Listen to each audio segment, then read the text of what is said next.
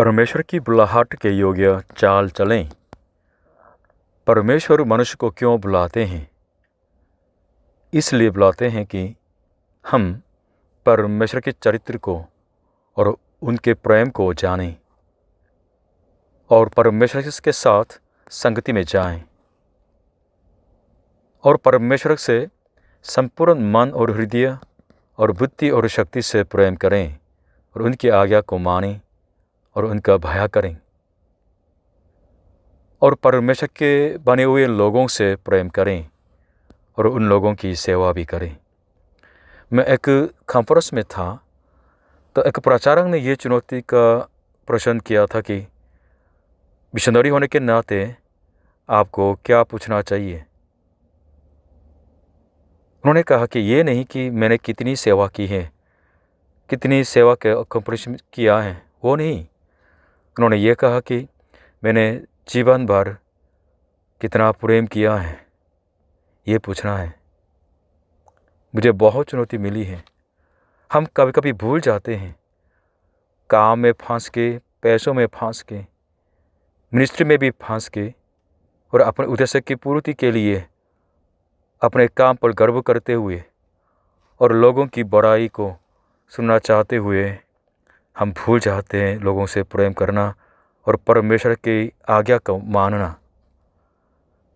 जहाँ घृणा होता है वहाँ मृत्यु और शैतान कार्य करता है, लेकिन जहाँ प्रेम होता है वह परमेश्वर और जीवन क्रियाशील है। परमेश्वर और आपका संबंध कैसा होना है? प्रेम का संबंध होना है। और अपने चारों तरफ लोगों के साथ आपका संबंध क्या होना चाहिए? ये भी प्रेम का संबंध होना चाहिए। अगर आप किसी से घृणा करते हैं, किसकी निंदा करते हैं, किसको तुच्छ समझते हुए बिल्कुल ध्यान नहीं देते हैं, ये सब पाप है। पश्चाताप करिए। आज के वचन से हम ये सीखें कि परमेश्वर ने मनुष्य को क्यों बुलाया और परमेश्वर की बुलाहट के योग्य जीवन कैसे जिएं। आज के वचन इफिसियों की किताब 4 अध्याय 1 से लेकर 6।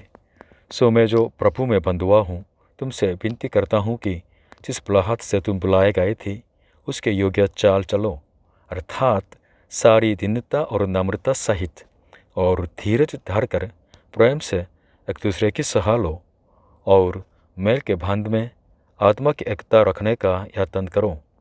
एक ही देह है और एक ही आत्मा, जैसे तुम्हें जो बुलाए गए थे अपने बुलाए जाने से एक ही आशा है, एक ही प्रभु है, एक ही विश्वास, एक ही बपतिस्मा और सबका एक ही परमेश्वर और पिता है, जो सबके ऊपर और सबके मध्य में और सब में है। प्रभु इस वचन के द्वारा आप सभी को आशीष दें। संसारिकता क्या है? अपनी मर्जी से चलना। पवित्रता क्या है?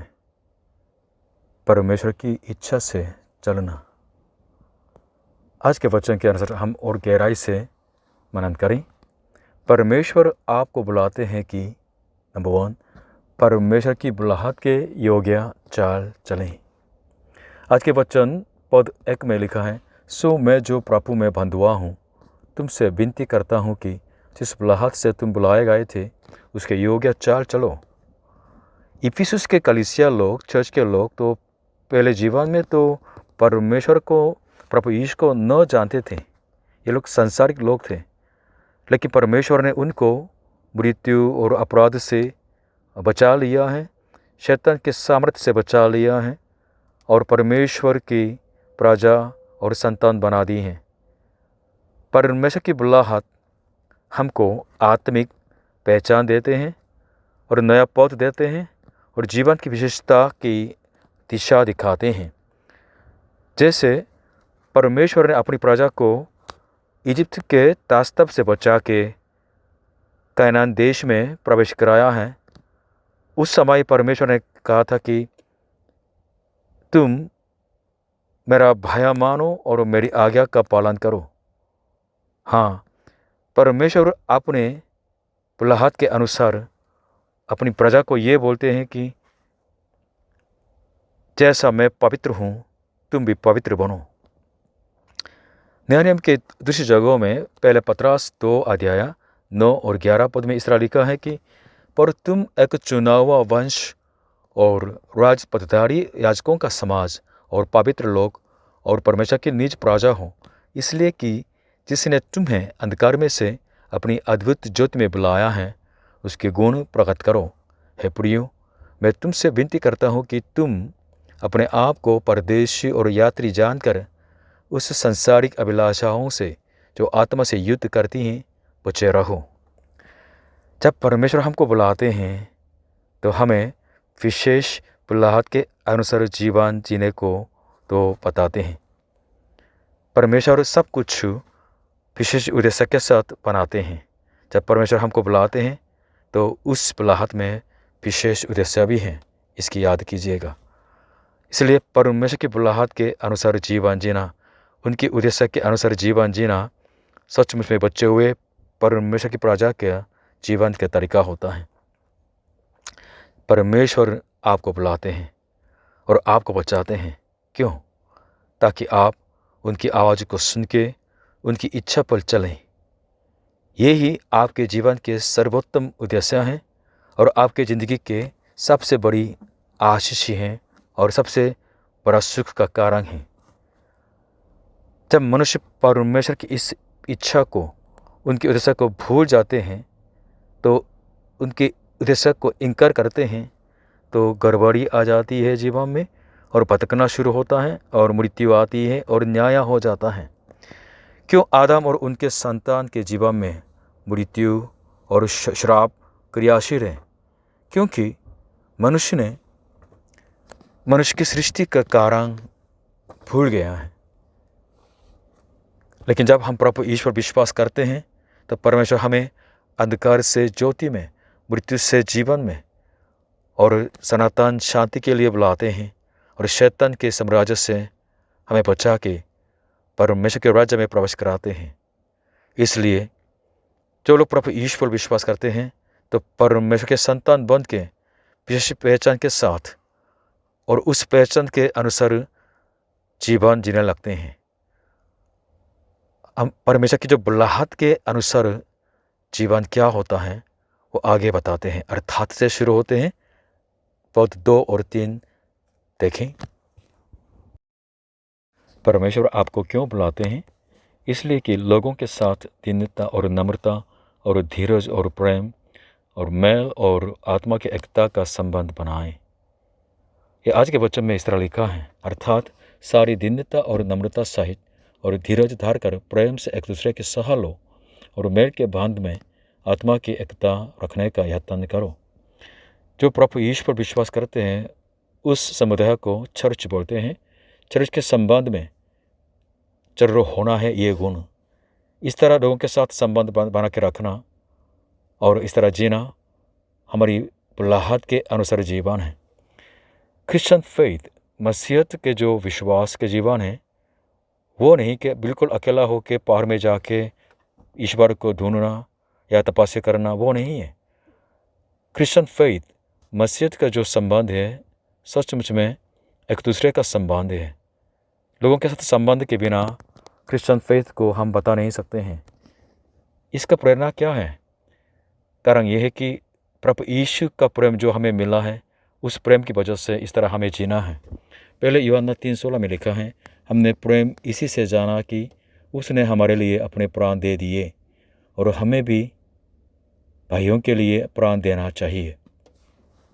प्रभु यीशु के समुदाय के अंदर इस प्रेम की ज़रूरत है। सावधान रहें। प्रभु यीशु ने यह कहा था कि जब अंतिम युग आएगा तो लोगों के प्रेम ठंडा हो जाएगा। प्रभु यीशु से हमें प्रेम मिलना है, इसलिए हमें प्रेम भी तो बांटना है। अपने भाइयों के लिए प्राण देने तक तैयार होना है। और आज के ये वचन में दीनता, नम्रता, धीरज, प्रेम, मेल और आत्मा की एकता, ये सब प्रेम में आ जाते हैं। प्रेम करने के लिए बुलाहट का जीवन, ये परमेश्वर की बुलाहट के अनुसार जीवन है। हमारी ज़िंदगी में ये गुण होता है कि नहीं, ये चेक करके देखें। हम सचमुच में भाइयों के लिए प्रेम करने के लिए तैयार है कि नहीं, ये भी चेक करके देखें। दीन और नम्र बने। दीनता। कौन घमंड के साथ जीना चाहते हैं? संसार के लोग भी घमंड से नफरत करते हैं। तो परमेश्वर क्या सोचते हैं उनके बारे में? परमेश्वर घमंडी से घृणा करते हैं। सारी आशीषें परमेश्वर से आती हैं, लेकिन अगर मनुष्य ऐसे गर्व करते हैं कि उसने अपनी शक्ति से कमाया, तो परमेश्वर को अच्छा नहीं लगता। अगर मनुष्य अपने बचाव के लिए, अपने उद्धार के लिए कर्म पर निर्भर होते हैं, ये भी परमेश्वर को ठीक नहीं लगता है। नीति वचन 16:5 में लिखा है, सब मन के घमंडियों से यहोवा घृणा करता है। मैं दृढ़ता से कहता हूँ, ऐसे लोग निर्दोष न ठहरेंगे। नीति वचन 16:18 में भी इस तरह लिखा है कि विनाश से पहले गर्व और ठोकर खाने से पहले घमंड होता है।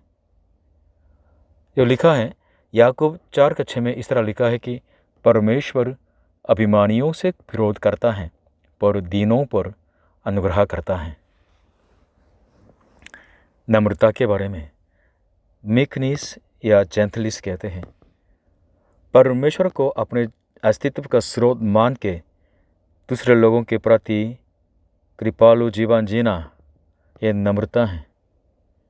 मत्ती 5:5 में इस तरह लिखा है, धन्य है वे जो नम्र हैं, क्योंकि वे पृथ्वी के अधिकारी होंगे। जो नम्र है गुस्सा नहीं दिखाते हैं, क्योंकि उसको मालूम है, उसके पास ये सचेतता है कि उसके लिए भी परमेश्वर की दया की आवश्यकता होती है। और नम्र लोग दूसरे लोगों को अच्छा समझते हैं, उनके ऊपर वैल्यू को देखते हैं, इसलिए उस वैल्यू के प्रति ठीक रीति से व्यवहार करते हैं। ये दोनों गुण, दीनता और नम्रता, वास्तव में प्रभु यीशु जी ने अपने बारे में वर्णन किया था। मत्ती 11:29 में लिखा है, प्रभु यीशु ने कहा, मेरा जुआ अपने ऊपर उठा लो और मुझसे सीखो, क्योंकि मैं नम्र और मन में दीन हूँ, और तुम अपने मन में विश्राम पाओगे। दीन और नम्र हो के रहना वास्तव में प्रभु यीशु के समानता में जीना है। धीरज। हर संस्कृति में धीरज के ऊपर महत्व होता है। परिवार सचमुच में एक दूसरे से प्रेम करते हैं। चर्च भी एक परिवार है। परिवार के अंदर अच्छे माँ बाप की वजह से, भाई बहन की वजह से हम स्वास्थ्य के साथ बढ़ सकते हैं। अगर हम धीरज ठीक से रखते हैं तो आदमी को बचाते हैं।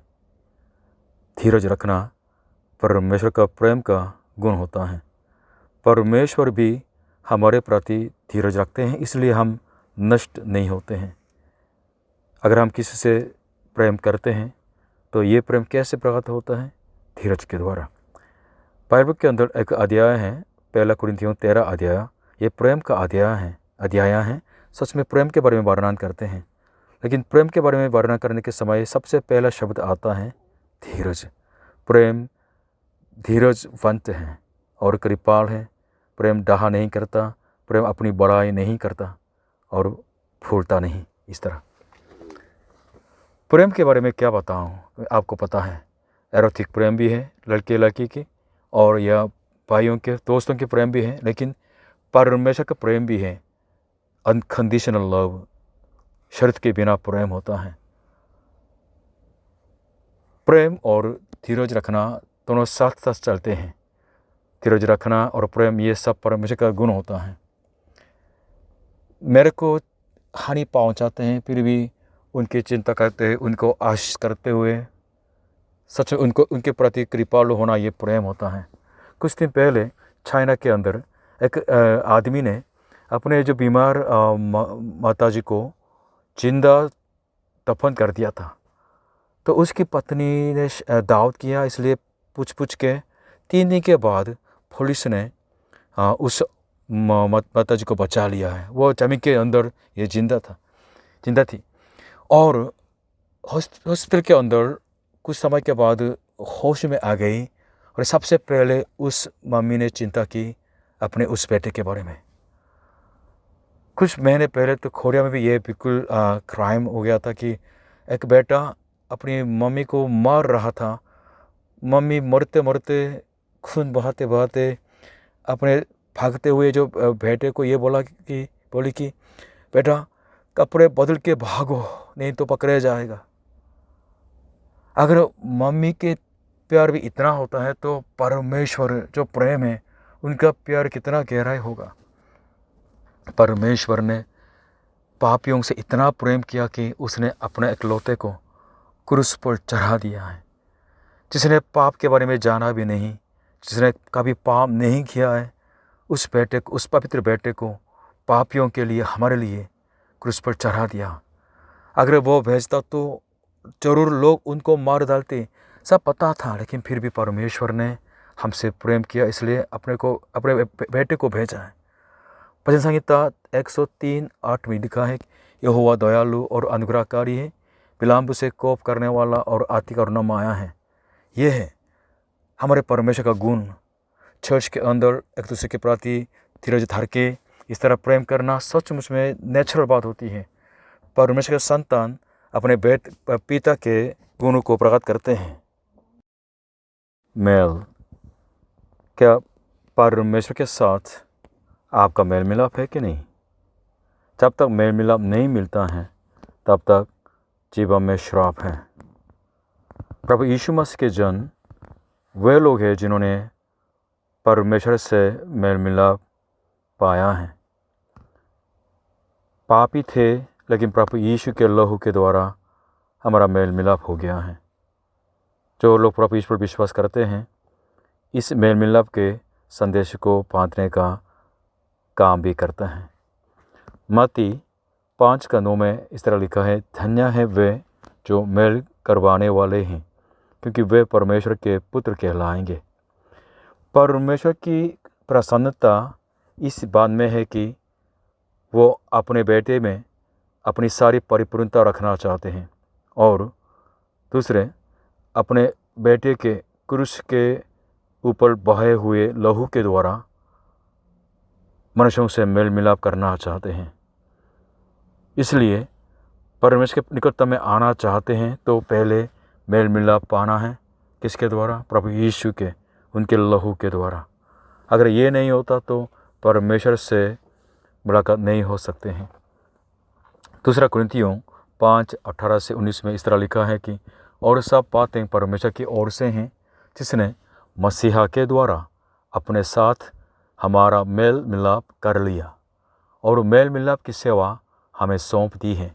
अर्थात परमेश्वर ने मसीहा में होकर अपने साथ संसार का मेल मिलाप कर लिया और उनके अपराधों का दोष उन पर नहीं लगाया, और उसने मेल मिलाप का वचन हमें सौंप दिया है। सर्वप्रथम आपको मेल मिलाप पाना है परमेश्वर के साथ, प्रभु यीशु के लहू के द्वारा, प्रभु यीशु पर विश्वास करने के द्वारा। आत्मा की एकता, यानी पवित्र आत्मा की एकता।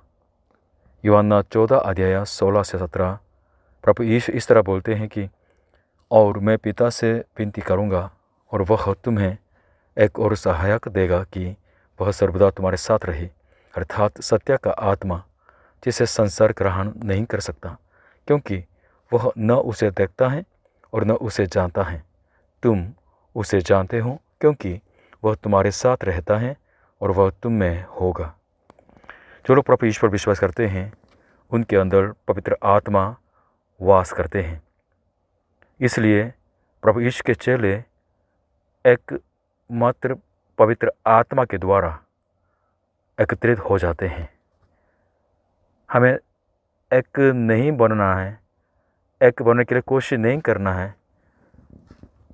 हमें ये मानना है कि हम एक हो गया हैं हमारे अस्तित्व में, क्योंकि हम सब के अंदर, प्रभु यीशु के चेलों के अंदर पवित्र आत्मा वास करते हैं। इसलिए इस बात को मानते हुए पवित्र आत्मा की एकता में रहना है और दूसरे भाई बहनों के साथ एकता के स्पिरिट में चलना है।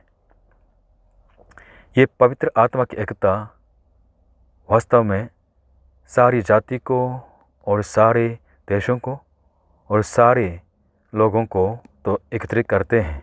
जब हम स्वर्ग में जाएंगे तो अनगिनत लोगों को जो अलग जाति से, अलग भाषा से आते हैं, उनसे मिलेंगे। परमेश्वर आपको क्यों बुलाते हैं? इसलिए कि साथ एक ही की सच्चाई में आप जिएं। आज के वचन 4 और 5 दो पद में बहुत चुनौती मिलती हैं। विशेष तौर से संसार के जो धार्मिक लोग हैं इन वचनों को पसंद नहीं करते हैं। आपको भी शायद तकलीफ हो सकता है, लेकिन याद रखें कि आज के ये वचन वास्तव में बाइबल के विशेष शिक्षा होती है। दूसरे धर्म से मसीहत, क्रिश्चियनिटी बिल्कुल फ़र्क होता है। वो फ़र्क क्या है?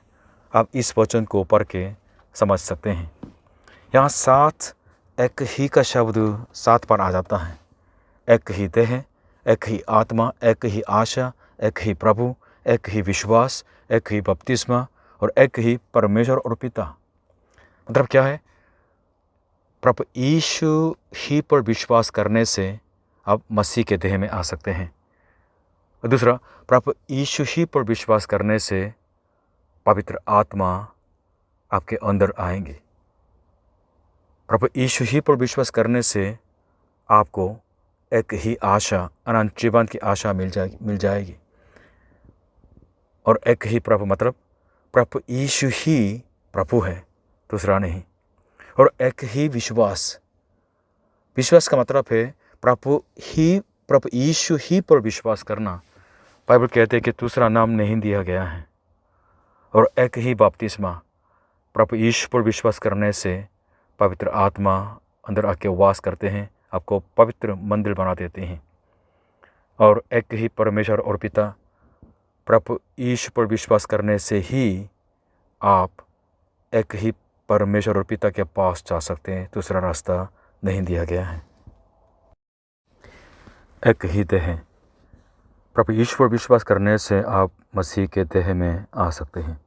आप चर्च में एकाध बार आ सकते हैं, लेकिन इस आत्मिक देह में नहीं आ सकते हैं। प्रभु यीशु के देह जो बन जाते हैं वे लोग अपने को और एक दूसरे को प्रेम से देखभाल करते हैं। एक ही आत्मा, प्रभु यीशु पर विश्वास करने से पवित्र आत्मा परमेश्वर उस विश्वास के अंदर वास करते हैं। इसलिए चर्च क्या होता है? ये सिर्फ संगति नहीं, वरन पवित्र आत्मा का मंदिर है। और क्रिश्चियन कौन है? वो वे लोग हैं जो अपने शरीर की इच्छा से नहीं, वरन पवित्र आत्मा की अगुवाई से चलते हैं। एक ही आशा, जैसे तुम्हें जो बुलाए गए थे अपने बुलाए जाने से। प्रभु ईश्वर विश्वास करने से अनंत जीवन पाते हैं। हम पा चुके हैं। इसलिए प्रभु ईश्वर विश्वास करने से शांति मिल जाती है और मेल मिलाप हो जाता है और पुनरुत्थान की आशा, स्वर्ग की आशा मिल जाती है। परमेश्वर के साथ सदा के लिए जीने की आशा हमें मिल जाती है। एक ही प्रभु, परमेश्वर और मनुष्य के बीच में मध्यस्थ कौन है? सिर्फ प्रभु यीशु मसीह ही है। उस मध्यस्थ को प्रभु कहते हैं। आपका प्रभु कौन है? आप स्वयं हैं। आपको बनाने वाला और आपको बचाने वाला कौन है? बाइबल कहती है प्रभु यीशु मसीह ही है और दूसरा नहीं। यूहन्ना 1:10-12 इस तरह लिखा है, वह यानी प्रभु यीशु जगत में था और जगत उसके द्वारा उत्पन्न हुआ और जगत ने उसे नहीं पहचाना। वह अपने घर आया और उसके अपनों ने उसे ग्रहण नहीं किया, परंतु जितनों ने उसे ग्रहण किया उसने उन्हें परमेश्वर के संतान होने का अधिकार दिया, अर्थात उन्हें जो उसके नाम पर विश्वास करते हैं। थोड़ा गड़बड़ है। बाइबल जब प्रभु के टाइटल यूज़ करते हैं तो सिर्फ प्रभु यीशु ही को देते हैं, लेकिन धर्म के लोग तो अलग अलग व्यक्ति को देते हैं। इंडियन लोग कहते हैं कि हे प्रभु, किसको बोलते हैं? अनेक देवता के बारे में बोलते हैं ना, लेकिन बाइबल जब प्रभु बोलते हैं सिर्फ प्रभु यीशु मसीह ही को बोलते हैं। फिलिपियों की किताब 2 अध्याय 9-11 आप सुनेंगे तो समझ पाएंगे। इस तरह लिखा है, इस कारण परमेश्वर ने उसको यानी यीशु को अति महान भी किया और उसको वह नाम दिया जो सब नामों में श्रेष्ठ हैं, कि जो स्वर्ग में और पृथ्वी पर और जो पृथ्वी के नीचे हैं वे सब यीशु के नाम पर घुटना टेकें और परमेश्वर पिता की महिमा के लिए हर एक जीव अंगीकार कर ले कि यीशु मसीहा ही प्रभु है। एक ही विश्वास। बाइबल ये नहीं सिखाते कि सिर्फ ईश्वर के अस्तित्व को मानते हैं, उसको विश्वास नहीं कहते हैं। दुष्ट आत्मा भी परमेश्वर के अस्तित्व को मानते हैं, लेकिन हम ये नहीं कहते कि उनके अंदर विश्वास है।